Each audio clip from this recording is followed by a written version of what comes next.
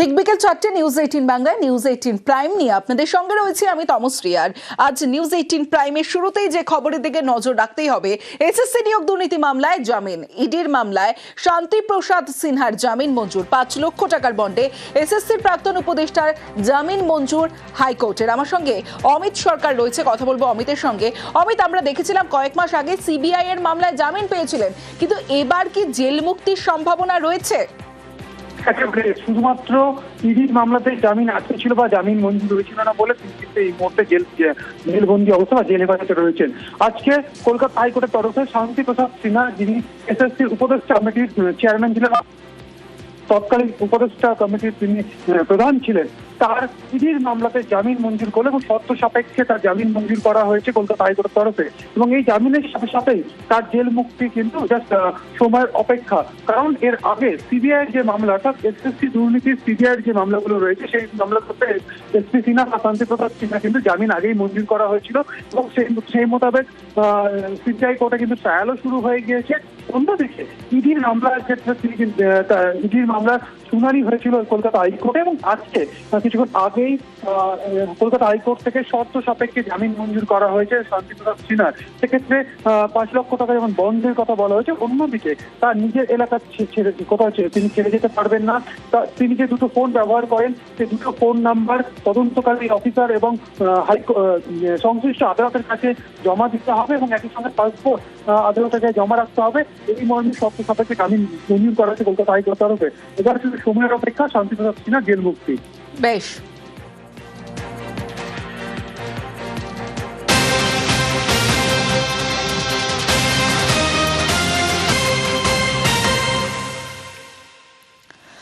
কলেজে অধ্যাপক নিয়োগের বিজ্ঞপ্তি, কলেজে সহকারী অধ্যাপক নিয়োগের বিজ্ঞপ্তি জারি, কলেজ সার্ভিস কমিশনের 51টি বিষয়ে অধ্যাপক নিয়োগের বিজ্ঞপ্তি জারি করা হয়েছে। এবং যে বিষয়টা কলেজে সহকারী অধ্যাপক নিয়োগের বিজ্ঞপ্তি জারি কলেজ সার্ভিস কমিশনের, কত সহকারী অধ্যাপকের পদ খালি রয়েছে, অর্থাৎ শূন্য পদ কত, এবং তার সঙ্গে সঙ্গে অনলাইনে কবে থেকে আবেদন করা যাবে, বিস্তারিত জানাবে সোমরাজ। হ্যাঁ দেখো, কলেজ সার্ভিস কমিশনের তরফে কলেজে সহকারী অধ্যাপক সহকারী অধ্যাপিকা নিয়োগের বিজ্ঞপ্তি জারি করা হয়েছে। ইতিমধ্যেই অনলাইনে আবেদন প্রক্রিয়া শুরু হয়েছে। 15ই এপ্রিল পর্যন্ত অনলাইনে আবেদন করা যাবে। যেটা সূত্র মারফত জানা যাচ্ছে, এখনো পর্যন্ত কলেজে সহকারী অধ্যাপক অধ্যাপিকার শূন্য পদ 1000-এর কাছাকাছি। গত 10 বছরে প্রায় 9,500-এরও বেশি অধ্যাপক অধ্যাপিকা কলেজগুলিতে নিয়োগ করেছে কলেজ সার্ভিস কমিশন। ইতিমধ্যেই সেটও নিয়েছে কলেজ সার্ভিস কমিশন, পাশাপাশি নেট হয়েছে। সেট নেট উত্তীর্ণ পরীক্ষার্থীরা আবেদন করতে পারবেন সহকারী অধ্যাপক অধ্যাপিকা হওয়ার জন্য। 51টি বিষয়ের পরীক্ষা নেবে কলেজ সার্ভিস কমিশন, অর্থাৎ ইন্টারভিউ নেওয়া হবে। এপ্রিল মাসে এই আবেদন প্রক্রিয়া শেষ হওয়ার পরই ইন্টারভিউ প্রক্রিয়া শুরু করবে কলেজ সার্ভিস কমিশন। ইতিমধ্যেই তা বিজ্ঞপ্তি জারি করে জানানো হয়েছে কলেজ সার্ভিস কমিশনের তরফে। বেশ,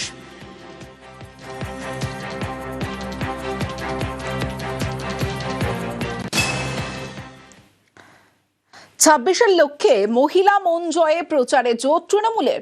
দল থেকে একাধিক কর্মসূচি রয়েছে তৃণমূলের, শুধু তাই নয়, একদিকে একাধিক কর্মসূচি রয়েছে দল থেকে, অন্যদিকে 8ই মার্চ নারী দিবস, আর নারী দিবসে তৃণমূলের পদযাত্রা রয়েছে, লক্ষ্মীর ভান্ডার, যুবসাথী, স্বাস্থ্যসাথী, কৃষক বন্ধু নিয়ে প্রচার রয়েছে। অর্থাৎ 26-এর লক্ষ্যে মহিলা মন জয়ে প্রচারে জোট তৃণমূলের, দল থেকে একাধিক কর্মসূচি। কি কি কর্মসূচি জানাবে আবির? 60% মহিলা ভোট রয়েছে এবং 2009-এর লোকসভা থেকে 2024-এর লোকসভা, মাঝের একাধিক বিধানসভা নির্বাচন, প্রত্যেক কটা ক্ষেত্রে ধাপে ধাপে তৃণমূল কংগ্রেসের যে ভোট, মহিলা ভোট, তা অনেকটাই বৃদ্ধি পেয়েছে। এবং বিভিন্ন সমীক্ষা তো যেটা উঠে এসছে সেখানে দেখতে পাওয়া যাচ্ছে, সেটা হচ্ছে পুরুষরা যে সংখ্যক ভোট দেন মমতা বন্দ্যোপাধ্যায়ের দলকে, তার থেকে বেশি সংখ্যক ভোট মহিলারা তারা দেন। ফলে এই মহিলা ভোটকে সম্পূর্ণভাবে নিজেদের কাছে রাখতে চায় হচ্ছে তৃণমূল কংগ্রেস, এবং সে কারণেই বাড়ি বাড়ি গিয়ে এই ধরনের অভিযান বা কর্মসূচিগুলো তারা সিদ্ধান্ত নিয়েছেন তারা করবেন বলে। তারা প্রথমত 2011 থেকে সরকার গঠনের পর এখনো পর্যন্ত মহিলাদের জন্য যে সমস্ত সামাজিক প্রকল্পগুলো গৃহীত হয়েছে সেগুলোর কথা যেমন আরো একবার মনে করিয়ে দেওয়া, এবং অবশ্যই হচ্ছে লক্ষ্মীর ভান্ডারের মতো যে কর্মসূচি রয়েছে সেগুলোর মধ্যে দিয়ে মানুষ কতটা সুবিধা পাচ্ছেন তাকেও তারা তুলে ধরতে চাইছেন। এছাড়া এসআইআর এর কারণে যারা মারা গিয়েছেন তাদেরকে স্মরণ করে বিভিন্ন জেলাগুলোতে রক্তদান শিবির তারা করবেন। আবার আন্তর্জাতিক নারী দিবসের সময় তাদের তরফ থেকে পদযাত্রাও তারা করা হবে। ফলে সব মিলিয়ে মহিলাদের পাশে রয়েছে এই বার্তায় তৃণমূল কংগ্রেস দিতে চায়, এবং সেই কারণে এই কর্মসূচি তারা দুটি ধাপে তারা করবে। বেশ।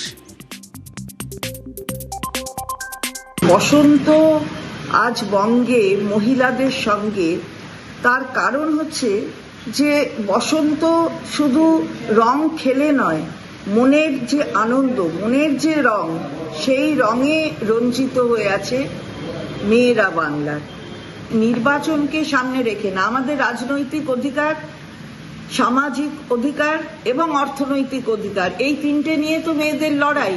আবার মহিলা দিবসও আসছে সামনে, 8ই মার্চ মহিলা দিবস, আমরা এটাও দুদিন পালন করব, 7ই মার্চ আর 8ই মার্চ। ভবানীপুরে সেখানে বিজেপির দেওয়াল লেখা, আর সেই ঘিরে স্লোগান যুদ্ধ। কেন এই কথা বলছে? একদিকে তৃণমূলের স্লোগান, অন্যদিকে বিজেপির স্লোগান। দেখুন।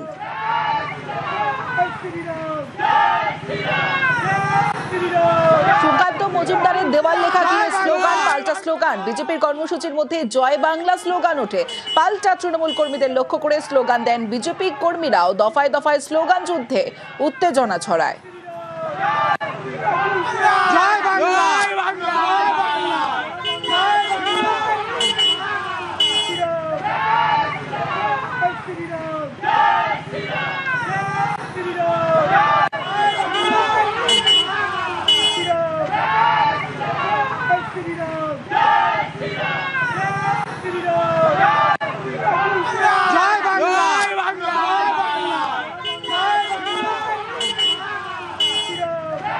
ভবানীপুরে ভোট যুদ্ধ নিয়ে তৃণমূলকে চ্যালেঞ্জ সুকান্ত মজুমদারের, পাল্টা তোপ তৃণমূল কংগ্রেসের।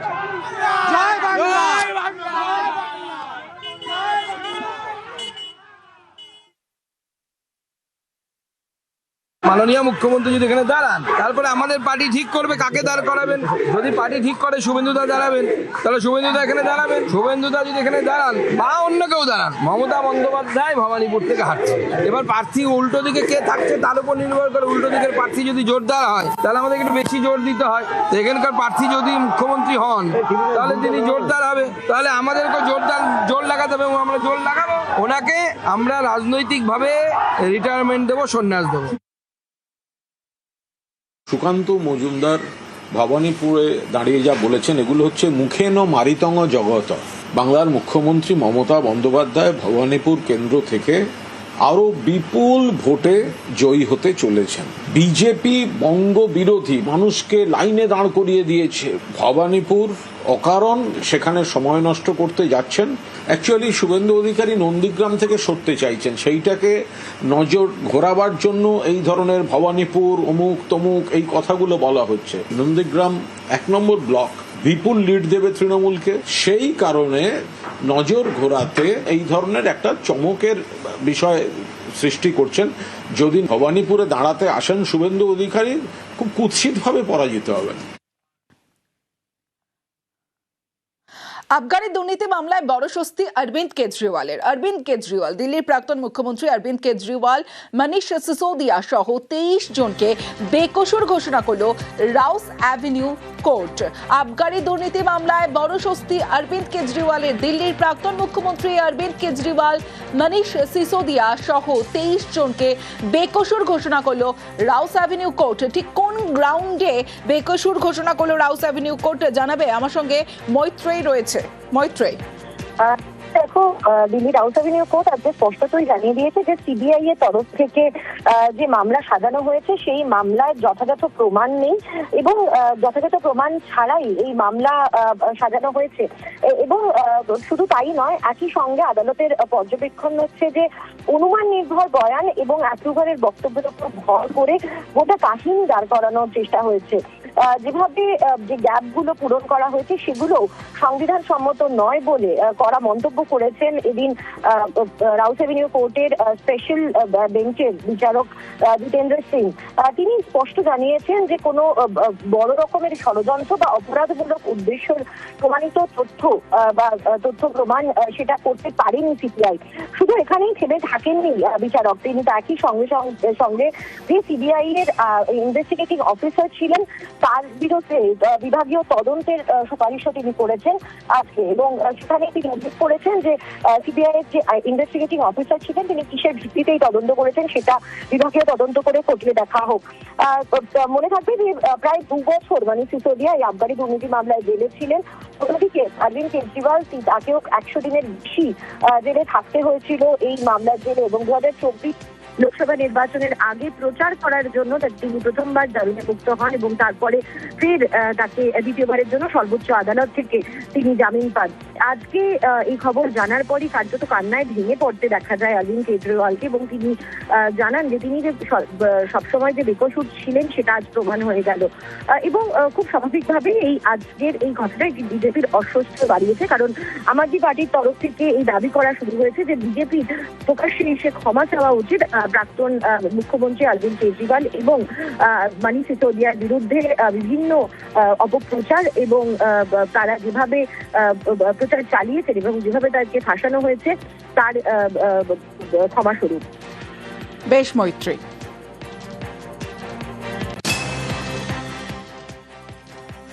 शराब घोटाला कर रही थी और हमारे ऊपर आरोप लगा रही थी। आज कोर्ट ने सारे आरोप खारिज कर दिए और जितने भी एक्यूज्ड थे सबको डिस्चार्ज कर दिया। मोदी जी ने और अमित शाह जी ने मिल के आजाद भारत का सबसे बड़ा राजनीतिक षड्यंत्र रचा। यहाँ तक कि सिटिंग चीफ मिनिस्टर, जो आज तक भारत के इतिहास में कभी नहीं हुआ, सिटिंग चीफ मिनिस्टर को उसके घर से घसीटकर जेल में डाला गया और 6 महीने तक जेल में रखा गया। अरविंद जी ने पूरा जीवन ईमानदारी से जिया है और उनका एक ही ध्येय है कि ये देश खूब तरक्की करे, लेकिन इन लोगों ने अपने सत्ता के लालच में पिछले इतने सालों से हमारे ऊपर झूठी एलिगेशंस लगाई, हमारे को तड़पाया, हमारे को अरविंद जी को उनके साथियों को जेल में भेजा, बहुत कष्ट दिया, लेकिन मुझे विश्वास था कि ईश्वर हमारा साथ देंगे। दिल्ली की राउज एवेन्यू कोर्ट ने अरविंद केजरीवाल, मनीष सिसोदिया और कई सारे आम आदमी पार्टी के नेताओं को इन आरोपों से बरी कर दिया है, डिस्चार्ज कर दिया। क्या कहना है सर? कानून अपना काम कर रहा है, अब उसमें हम क्या कह सकते हैं। আবগারি দুর্নীতি আর দুর্নীতি মামলায় বড় স্বস্তি অরবিন্দ কেজরিওয়ালের। দিল্লির প্রাক্তন মুখ্যমন্ত্রী অরবিন্দ কেজরিওয়াল সহ মনীষ সিসোদিয়া সহ 23 জনকে বেকসুর ঘোষণা করল রাউস অ্যাভিনিউ কোর্ট। আর এক্সপোস্টে বিজেপিকে আক্রমণ করেছেন মৌহা মৈত্র।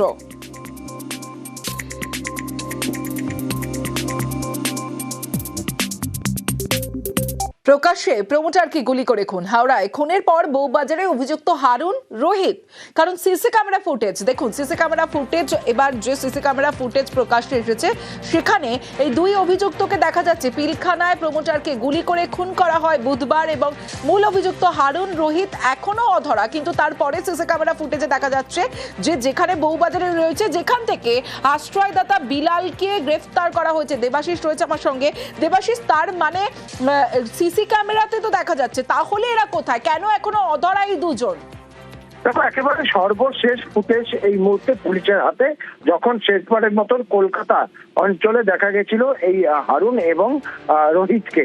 তারা কোথায় গেছিল? অর্থাৎ 4:05 থেকে 4:10 মধ্যে এই খুনের ঘটনা ঘটিয়ে তারা গিয়ে পৌঁছে যায় একেবারে বউবাজার বা জোড়াসাঁকো ওই এলাকায়, কলুটোলা বাজার ওই এলাকায়। তাদেরকে কিন্তু শেষবারের মতন বিলালের একটি দোকান রয়েছে, সেই দোকানের সামনে তাদেরকে হেঁটে যেতে দেখা যায়। এবং সবচেয়ে বড় বিষয়, 4:21 নাগাদ তারা গিয়ে বিলালের কাছে কিন্তু আশ্রয় নেয়, এবং সেই কারণেই বিলাল সহ 3 জন, ওয়াকিল এবং দিলবার, এদের 3 জনকে গ্রেফতার করে। কারণ এদের বিরুদ্ধে অভিযোগ উঠেছিল এদেরকে আশ্রয় দেওয়া এবং পরবর্তীকালে কলকাতা থেকে অন্যত্র পালিয়ে যাওয়ার ব্যবস্থা, গাড়ি থেকে টাকা সবটাই কিন্তু তারা প্রোভাইড করেছিল। ফলে এই কারণে তাদেরকে গ্রেফতার করা হয়েছে। এই সিসিটিভি ফুটেজের উপরে নির্ভর করেই কিন্তু বিলালদের গ্রেফতার করে। এবং এই ছবিতে যে দেখা যাচ্ছে, অর্থাৎ একটি খুনের ঘটনার পর তারা যেভাবে হেঁটে যাচ্ছে, যেন কোনো ঘটনাই তারা ঘটায়নি, এমনটাই কিন্তু তাদের অ্যাটিটিউড, অর্থাৎ শারীরিক যে অ্যাটিটিউড, তা কিন্তু দেখে কিন্তু আর যত হতভম্ব পুলিশ। কারণ এই খুনের ঘটনার পর উত্তাল হয়েছে গোটা রাজ্য রাজনীতি। বেশ,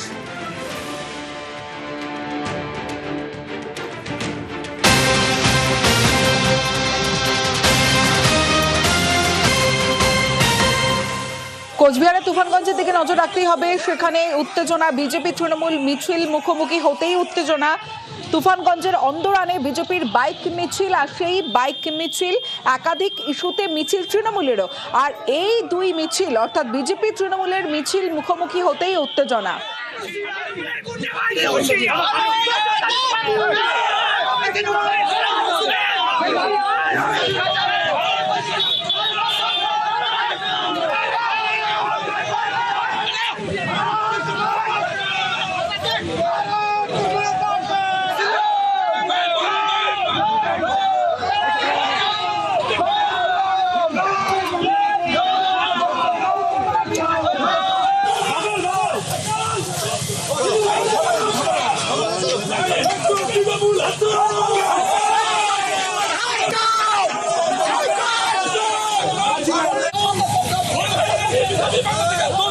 কোচবিহারে তুফানগঞ্জে উত্তেজনা, বিজেপি তৃণমূলের মিছিল, আর সেই মিছিল মুখোমুখি হতেই উত্তেজনা। তুফানগঞ্জের অন্দরানে বিজেপির বাইক মিছিল আর একাধিক ইস্যুতে মিছিলে তৃণমূলও, আর সেই দুই মিছিল মুখোমুখি হতেই বচসা উত্তেজনা।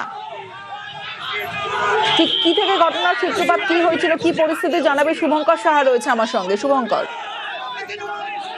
দেখো, তোমাকে জানিয়ে রাখি, আগামী 1 মার্চ বিজেপির পরিবর্তন র্যালির সূচনা রয়েছে কোচবিহার থেকে। সেই র্যালির সমর্থনে এদিন কোচবিহার জেলার সব জায়গাতেই বিজেপির বাইক র্যালি করছে, এবং তুফানগঞ্জ শহরের মধ্যে দিয়ে যখন অন্দরান ফুলবাড়ি এলাকা তাদের বাইক র্যালি যায়, ওই এলাকাতেই বিভিন্ন ইস্যুতে সমর্থনে মিছিল ছিল তৃণমূলের। সেই দুই পক্ষের মিছিল এবং বাইক মিছিল এটা মুখোমুখি হলে কিন্তু উত্তেজনা বেড়ে যায়, স্লোগান পাল্টা স্লোগান চলে, এমনকি দুপক্ষের মধ্যে ধস্তাধস্তি বেড়ে যায়। যদিও এই ঘটনায় উত্তেজনা ছড়িয়ে পড়ে এলাকায়, যদিও পরবর্তীতে পুলিশ এসে পরিস্থিতি নিয়ন্ত্রণে আনে। তবে এখন পর্যন্ত যা জানা যাচ্ছে যে পরিস্থিতি থমথমে রয়েছে এবং বাইক অন্যদিকে চলে গিয়েছে, তৃণমূলের মিছিল অপর পাশে রয়েছে। বেশ।